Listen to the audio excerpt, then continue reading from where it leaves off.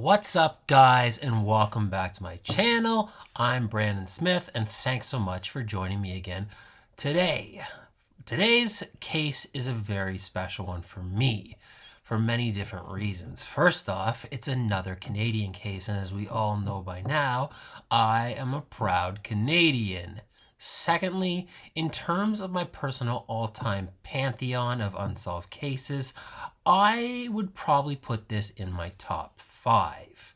And while all the cases I cover are particularly interesting to me and very important, as is why I operate this channel, this case has so many mysterious details, and I truly hope that we find a resolution to this case sometime in my lifetime.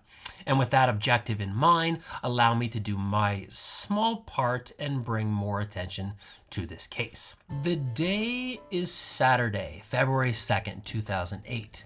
The day is Saturday, February 2nd, 2008.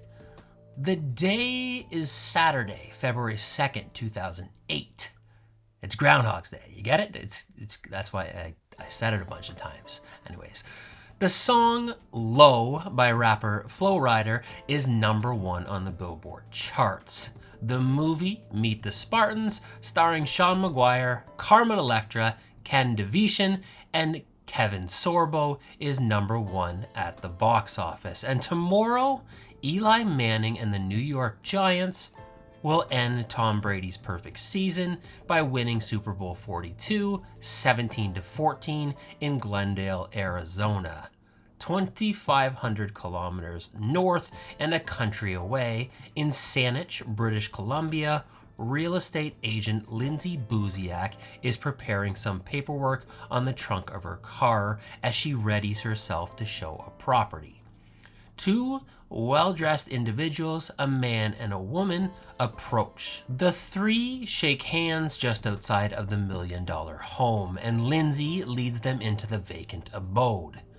Minutes later, the debonair couple will murder Lindsay in the master bedroom. This day in mystery.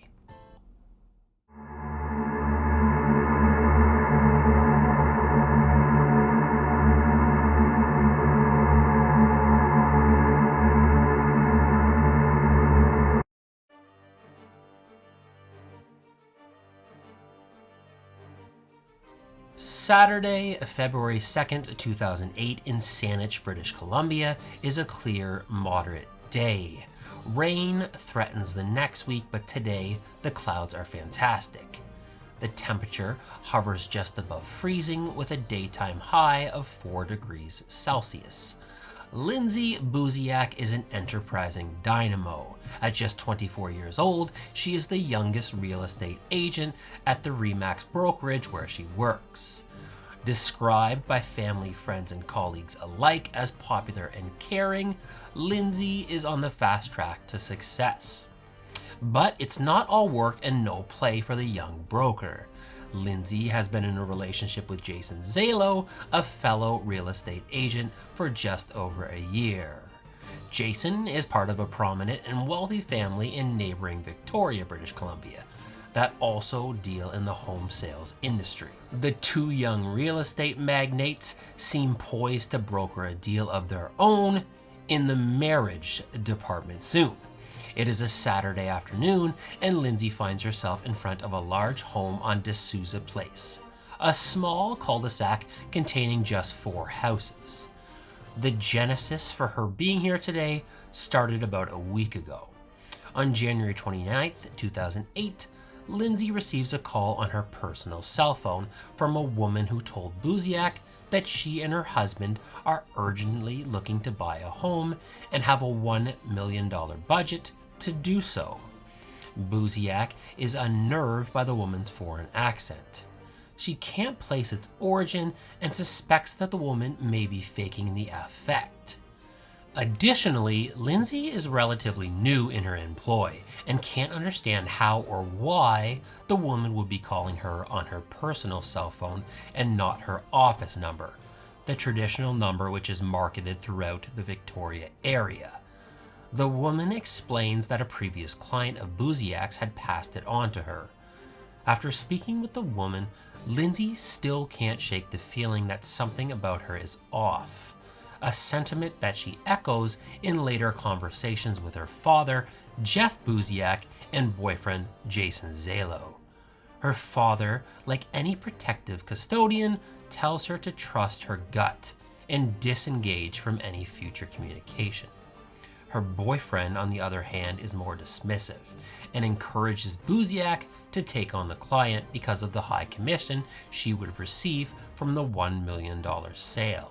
To further assuage her concerns, Zalo offers his personal services and agrees to be outside the property in his car at the time of the showing, just in case anything goes awry. Buoyed by her boyfriend's insurance, Lindsay goes forward with the client.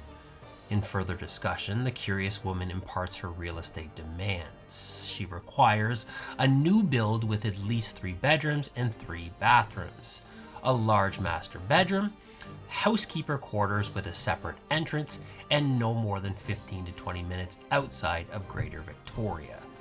Most importantly, the woman stresses that they need to buy in 3 days, a note that Lindsay emphasizes with an exclamation point on the top of her asset laundry list. Tirelessly in this short duration, Lindsay seeks out an accommodation that meets these needs. Finally, she finds one. She tells the woman that the house in question does not have the requested housekeeper's quarters, but suggests an alternative.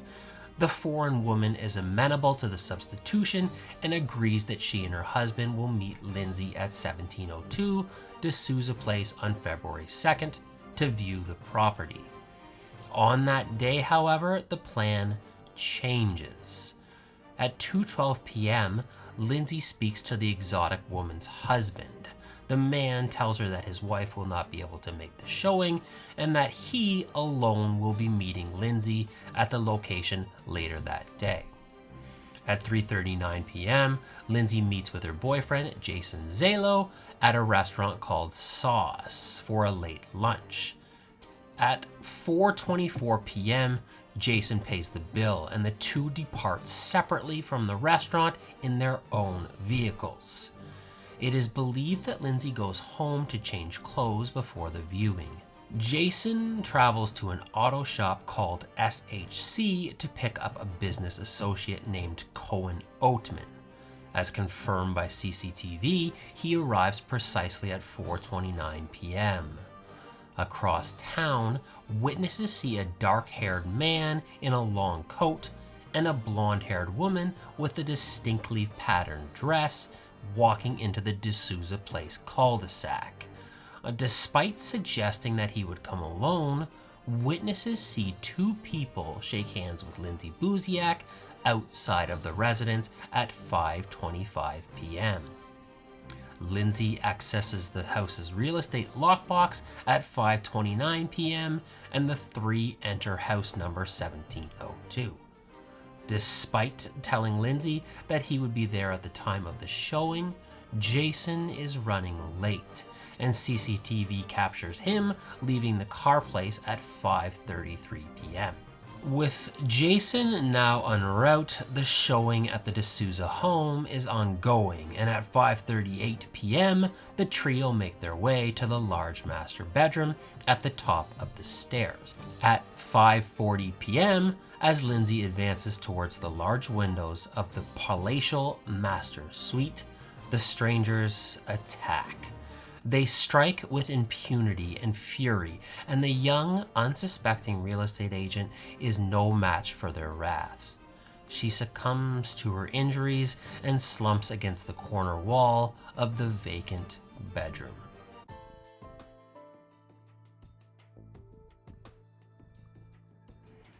At 5:43 p.m., Jason and his associate enter the cul-de-sac in Jason's 2005 Range Rover. As the sports utility vehicle passes by the house in question, Jason spies a shadowy figure through the glass in the home's front door. The door opens quickly and the figure emerges slightly into the doorway before quickly retreating to re-enter the manor. Seeing this transpire as he parks, Jason's ire is piqued and he texts his girlfriend to announce his arrival. With Lindsay now deceased, she of course never opens this message. Jason unknowingly continues his vigil outside of the property. Thinking back to their previous conversations about Lindsay's hesitancy, his concern is growing. At 5:54 p.m., he texts Lindsay asking if she is all right.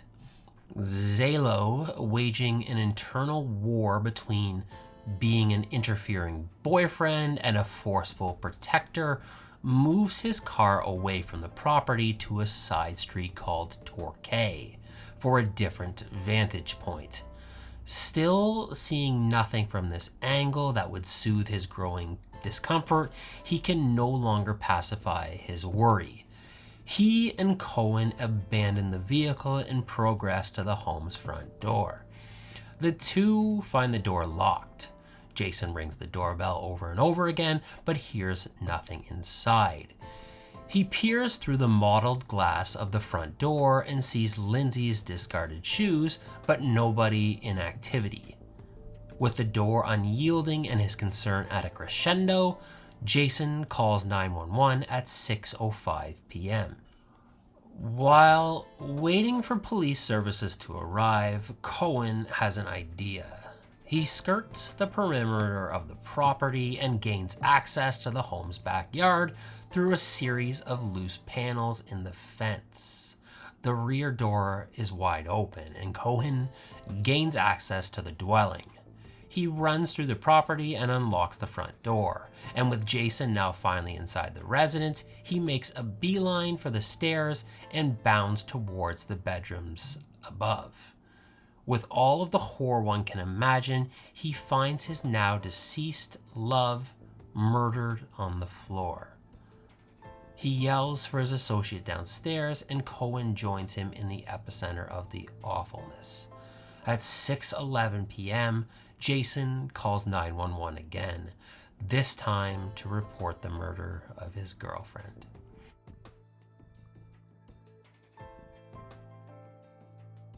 Lindsay Buziak had been stabbed over 40 times. The coroner determines that the lack of defensive wounds indicates that she was caught off guard and left with no chance to defend herself. The stab wounds are deep and violent and permeate the majority of her back, upper torso, and head. The coroner describes the killing as vicious and brutal. The autopsy reveals no indication of sexual assault. Additionally, nothing of value or property is missing from her person. Authorities sweep the home at 1702 D'Souza Place looking for any clues. The effort yields nearly nothing of evidentiary value, and police are baffled as to who would want to kill the personable real estate agent.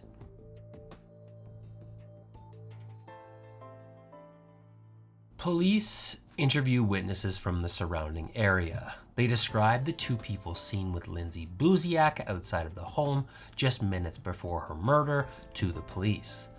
The witnesses say they saw little of the man, with their only remembrance being that he stood approximately 6 feet tall. But the woman with Lindsay was more distinct and recognizable. She is described as between 30 and 40 years old with blonde hair. The most striking detail of their description was the unique dress the woman was wearing at the time of the murder. One of the eyewitnesses worked with police to produce an image of the woman's attire and a composite sketch of the woman herself. In addition, police commissioned actors to recreate the events leading up to February 2nd, 2008, in the hopes that the actions will rekindle something in the memory of Victoria residents. In subsequent interviews, police discover that Lindsay was told by the woman that her personal cell phone number was provided to her by a former client. When Lindsay asked all of her former clients, no one claimed to have given out her personal phone number. After speaking with all of Lindsay's former clients themselves, police are also unable to establish this link. Police next key in on the odd couple's phone itself. The phone the couple used to call Lindsay was the same phone used every time. The number for this phone is easy to ascertain for the police, as it is written in the notes Lindsay had compiled in her dealings with these individuals, and is saved in her own contact list under the name The Mexicans, her nickname for the couple. The phone in question was a pay-as-you-go phone. It was purchased from a Vancouver convenience store in late November 2007, almost 3 months prior to the murder. The only information necessary to register the phone was to enter your name and address on a website. Police are able to find these details. The phone was registered to a Paulo Rodriguez. The address provided was to a Vancouver business. Police probed the registration information and in short order discovered that the name Paulo Rodriguez is a fake. The address does trace back to an actual location and a real business in Vancouver, but when they investigate the location, they quickly realize that the address has no connection to Paulo Rodriguez or the crime and was likely chosen at random by the perpetrators. After its purchase in late November 2007, the phone remained completely dormant until the original phone call to Lindsay on January 29, 2008. From here, cell phone pings show that the phone traveled on the ferry from Vancouver, British Columbia to Victoria, British Columbia 24 hours before the murder. Immediately after the murder, the phone is disconnected. Authorities believe that the phone was used for the sole purpose of the murder, as the phone is never used again. Police believe that the phone was purchased months before the murder because any attempt to analyze video surveillance from the store from which it was purchased would be almost impossible, as CCTV is almost always destroyed or taped over after a month, as it is no longer necessary. In 2020, the Capital Daily requested the release of public records relating to the case. While some information was redacted, the publication is granted access to a glut of pertinent documents. One of these files acknowledges the existence of 2 different crime phones. The secondary, previously unknown phone was used only to check the voicemail of the first phone. The second phone has an identical history, timeline, and disconnection as the first phone, and has also never been used again after the murder of Lindsay Buziak. Neither of the phones is ever located.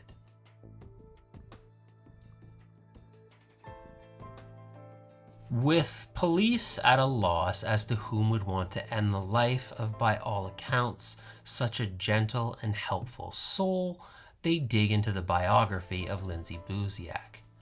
In 2003, when Lindsay was just 20 years old, she became embroiled in an undercover investigation conducted by the British Columbia Task Force. Lindsay Buziak had been dating a man named Matt McDuff since 2001. McDuff was a close friend of a man named Josmohan Singh Bains. Bains was under constant surveillance due to his high-level involvement in the trafficking and sale of illegal narcotics in British Columbia and Alberta. Because of their connection to this person, Buziak and her then-boyfriend's phones were also tapped by investigators.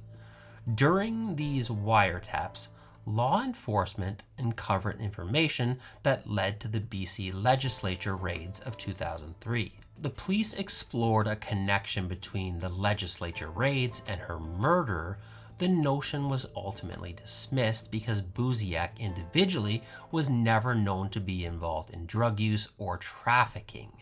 Furthermore, her name was not even on the witness list during the trial, and her connection to the case was considered to be superfluous in nature. Police discovered this would not be the only drug case Lindsay would see herself a part of during her brief life. On December 14, 2007, less than 8 weeks before her murder, Buziak traveled to Calgary, Alberta for a 4-day trip to visit her father. While in Calgary, Lindsay attempted to contact a friend of her ex-boyfriend, Matt McDuff, a man named Erickson Lopez del Alcázar. Police are unsure as to why she contacted this individual during her visit. But according to police, Buziak was unsuccessful in her attempts and never spoke with del Alcázar or met with him in person while in Calgary. On January 22, 2008, just 11 days before the murder of Lindsay Buziak, the largest drug bust in the history of Alberta took place. One of the major participants in this illegal drug trafficking operation was none other than Erickson Lopez del Alcázar, the man Lindsay tried to contact just a month before. Due to their chronological proximity, police explored the possibility that the drug bust and the murder of Lindsay Buziak were related. They advanced the notion that Lindsay's murder may have been ordered by a drug cartel, under the assumption that she was the informant who set in motion the sting that took down their Alberta operation. However, crime scene investigator Yolanda McClary and veteran homicide detective Dwayne Stanton also quickly ruled out this possibility for two main reasons. Firstly, they made it clear that Lindsay was not currently, nor was she ever, an informant in the employ of any investigative body. Additionally, no one involved in the sting would have reason to believe that Lindsay was an informant of any kind. Secondly, both agreed that her murder did not fit the modus operandi of a drug cartel hitman. They said that the murder was too brutal and too amateurish to be a hit. They instead believed that the murder was very personal and planned by someone very close to her, someone who had access to inside information from the Remax office where she worked.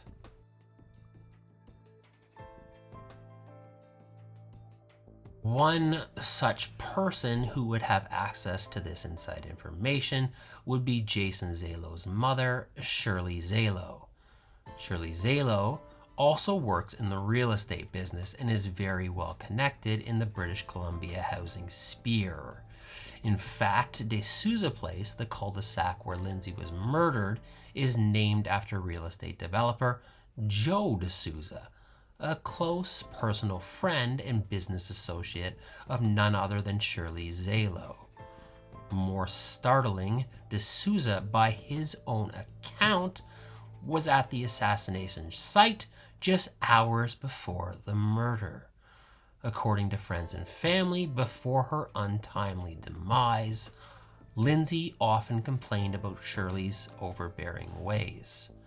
Jason, on the other hand, told police that Lindsay and his mother got along well. He also told police that his relationship with Lindsay was solid, and at the time of her murder, there were no major issues in their romance. When they interview Lindsay's father, Jeff Buziak, he tells the police a very different story. He said that Lindsay had confided in him that Jason was becoming increasingly controlling and was very much under the finger of his mother. In fact, when Lindsay had visited him in December of 2007, she said that upon arriving back in Victoria, she would be terminating her relationship with Jason. However, after leaving Calgary and returning to Victoria, the couple went on a ski trip together and Lindsay's stance began to soften. She reconsidered and vowed to give the relationship another shot. But by January 2008, Lindsay was back to her original outlook. According to her friends, in the weeks leading up to her murder, Lindsay was telling anyone who would listen that she missed her ex-boyfriend Matt McDuff and was going to end her relationship with Jason once a few real estate deals closed. Lindsay's best friend, Nikki Burrows' account of Jason and Lindsay's relationship mirrors the description put forth by Lindsay's father. She describes Jason's manner as increasingly paranoid and controlling. She tells police that on one evening, believing Jason to be asleep, the two were bashing Jason as they normally did. However, Jason was not asleep, and Lindsay discovered Jason hiding outside their room, eavesdropping on the two with his ear to the door. After Lindsay's murder, Nikki would become even more involved in the spiraling roller coaster of Zalo drama. In July 2008, Nikki is awakened by a telephone call in the wee hours of the morning from an unknown number. As she was still groggy from slumber, she did not register much of what the decidedly female caller was saying. She did, however, take note of the caller's strange accent. After a brief conversation, the caller terminates the transmission.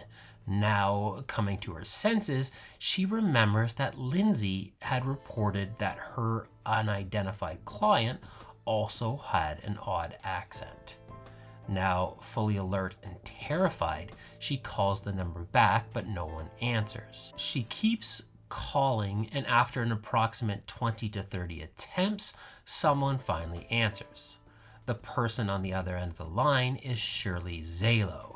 Nikki asked Shirley why she called her and how she had her number, as the two did not know each other.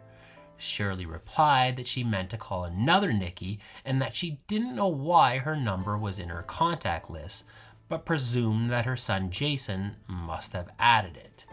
Shirley apologizes for waking Nikki, and she accepts her apology before ending the call.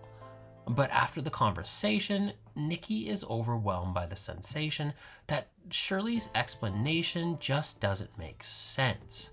For her part, Shirley Zalo categorically denies that this event occurred, and police will not publicly reveal whether Nikki's claim was followed up on or not. Police are flummoxed by the two very different relationship accounts expressed and re-interview Jason.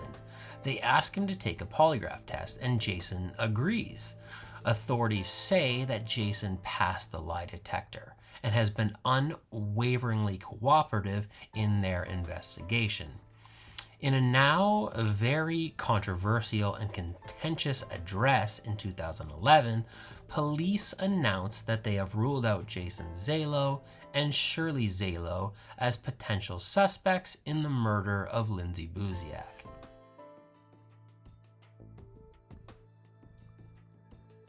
The case of Lindsay Buziak is a strange mystery.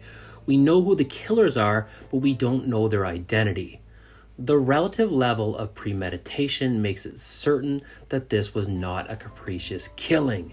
To solve the mystery, we must determine the motive. Who the actual killers are may, in an absolute rarity, be less important. This case has so many layers and layers of tertiary information on that goes far beyond the primary fascia of the story that I was originally considering. The most compelling tidbit of information I found came from Lindsay's father, Jeff. Jeff said that on her trip to Calgary, along with revealing her newfound distaste for her boyfriend, Jason Zalo, Lindsay also revealed that she had seen something she wasn't supposed to see. According to her dad, she never revealed what that information was. Most people point to this disclosure as evidence that she saw something on her trip to Calgary. However, we must remember the full timeline of events. The cell phone used to call Lindsay by the murderer was purchased in November. So by the time Lindsay visited her father in Calgary, the gears of the plan to murder Lindsay were already in motion. I did consider the notion that these phones were purchased in bulk by some criminal organization, as some have suggested. But I think this kind of mass buy would draw even greater attention to an operation that is very much trying to avoid notice. So I am discounting this notion. Surprisingly, I also don't believe that drugs played any part in Lindsay's murder. I will admit that a woman caught up in multiple drug-related webs by the age of 24 is definitely worrisome, But in all of these cases, she was on the very outer strings of the web and not a central figure. Also, surprisingly, I don't believe that Jason had anything to do with the murder.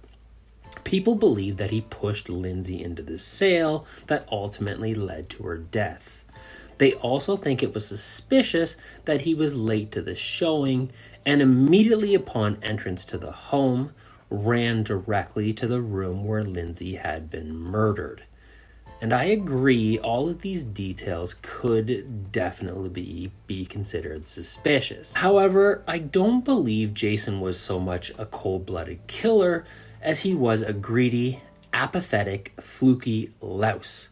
I believe that he pushed Lindsay towards the sale because he probably wanted a piece of the commission. Couples often share in the bounty of a big sale, so believing this to be his motivation would not be that unheard of. Secondly, Jason is a large, fit, athletic male. So when considering his relative worry, he would obviously not have the same amount of worry that a petite young female would.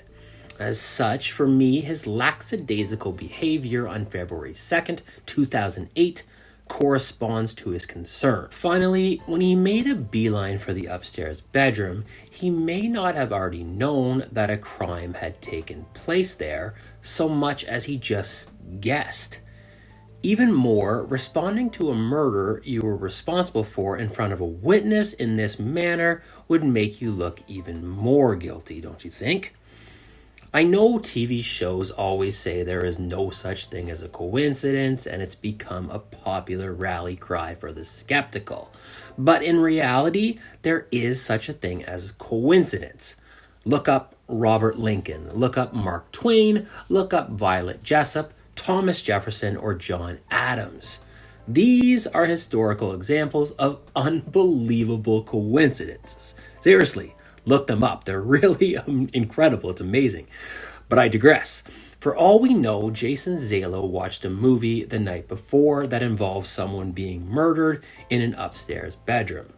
Maybe when he was little, he found an elderly family member upstairs dead, and his mind harkened back to this moment of abject terror, and in an conflated state, bolted for the upstairs bedroom. These sound like unbelievable circumstances, and they are, but I think it is equally crazy to believe that someone is a killer because of a split-second decision they made in a moment of absolute panic. So now that I've told you all of the things that I don't think happened, what do I think happened? I believe the case stems back to what Lindsay saw. I believe that what Lindsay saw happened in the offices of Remax. What exactly this was, I'm not sure. It could have been anything from financial improprieties in the books to shady contacts in past transactions. Lindsay may not have even realized the magnitude of what she saw. Whatever the scenario, by November 2007, Lindsay is aware that something is rotten in the offices of Remax Camo Sun. Because of this, Lindsay brings this revelation to the attention of someone she trusts. Someone with more experience in the business, Shirley Zalo. Coolly, Shirley listens to Lindsay and earnestly promises to be of service in realizing the information to its fullest extent. Lindsay thanks Shirley, and relieved to have unburdened herself of this heavy information, she leaves the office. Unfortunately, this meeting is the genesis for the murder of Lindsay Buziak. Unlike Lindsay, Shirley is very aware of the enormity of this discovery. In an unbelievable twist of fate, Lindsay has blown the whistle to the very woman responsible for the transgression. Shirley knows she must act fast, lest this information get out and ruin her. She consults her Rolodex and enlists the services of a man from the Vancouver underworld community. After placing the call, a payment well off the books is arranged. She tells the now hired hitman that sometime in the coming months, she will make use of his services. But for now, Shirley advises the man to purchase a disposable phone and then Sit tight. In the next 3 months, Shirley devises a strategy for killing her could-be daughter-in-law. With the plot formulated, she needs only to determine the scene of the crime, and a fortuitous meeting with her good friend, Joe D'Souza, provides her with just that, a location. In this conference, she learns of the vacant house at 1702 D'Souza Place. The house is perfect, a contained environment where she can control all of the variables. Now, all she has to do is steer Lindsay towards it. She greenlights the hitman and tells him what to do. The man enlists the help of a female accomplice, and the very next day, his feminine co-conspirator makes first contact with Lindsay. From here, Shirley assesses the target from a distance. Inadvertently, her son pushes Lindsay towards the sale, and when he excitedly tells his mother she is going forward with the client, the trap is set. Shirley next enlists the help of the Remax secretary. She cherry-picks the ad for the D'Souza house and informs the secretary to place it at the top of the MLS listing. Lindsay can't believe her good fortune when she finds a listing she has never seen before that meets all of the client's needs. When she mentions the address to the woman on the phone, her fate is sealed. Shirley has already told the hitman the address, and once this particular house is mentioned, he is to agree and demand a specific time of showing. His contemporary, the woman with the accent, makes the arrangement, and on February 1st, the two killers from Vancouver begin their journey to Saanich. On February 2nd, the assassins park their car a block away from D'Souza Place. When they arrive, the final step is to make certain that Lindsay is alone. She is. After exchanging physical introductions, Lindsay leads them into the house. Upstairs, now in the master bedroom, the man discards his heavy overcoat and unsheaths a long knife. He springs into action and stabs furiously at the young woman as her back is turned. To the man, Shirley has been adamant in her instruction. Overkill is the declaration. Satisfied with the woman's death, he redons the coat and secretes the bloody shirt underneath. Their bloody business complete, the woman and man make their way down the stairs into the front entrance. Outside the domain, now the man spots Jason's SUV entering the cul-de-sac and knows its sudden appearance could compromise their clandestine escape. The two call an audible and flee from the back, leaving the door open in their haste. The man kicks out 3 of the panels in the rear fence. He and the woman squeeze through the newly established thoroughfare, and on the other side of the ghastly crime scene, the two walk hand in hand unconcernedly to their escape.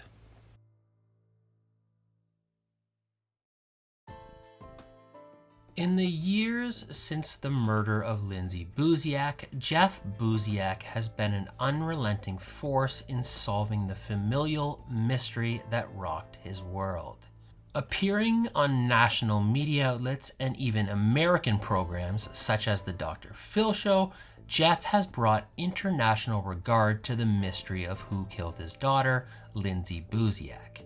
In February of each year, right around the anniversary of her death, Jeff holds a walk in memory of his daughter. In 2021, Saanich police announced that developments in DNA analysis have created new leads in the case. They also acknowledge that the Federal Bureau of Investigation has been brought in as an additional resource and is working alongside the department in the hopes of finding out once and for all who killed Lindsay Buziak.